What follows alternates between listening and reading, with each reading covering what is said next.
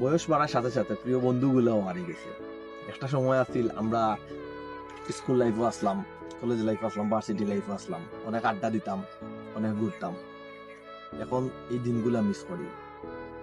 এখন যখন আমরা প্র্যাকটিক্যাল লাইফে এসেছি তখন বুঝলাম যে কিতা লাগে অত জলদি জলদি বড় হয়ে গেলাম, কিতা লাগে এই দিনগুলা অত জলদি জলদি শেষ হয়ে গেল।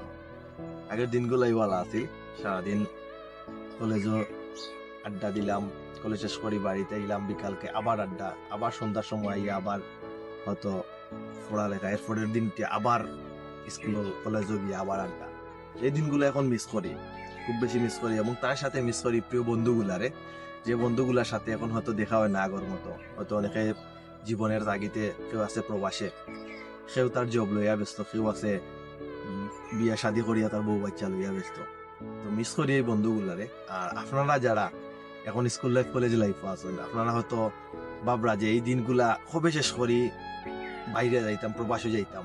বাট যখন এই সিচুয়েশন আজকে আইয়া খাড়াইবা, স্কুল লাইফ কলেজে শেষ করিয়া, তখন বুঝবা যে কিতা লাগে এই দিনগুলা শেষ করিয়া আইলাম, এই দিনগুলা কিতা লাগে এত তাড়াতাড়ি শেষ হয়ে গেল।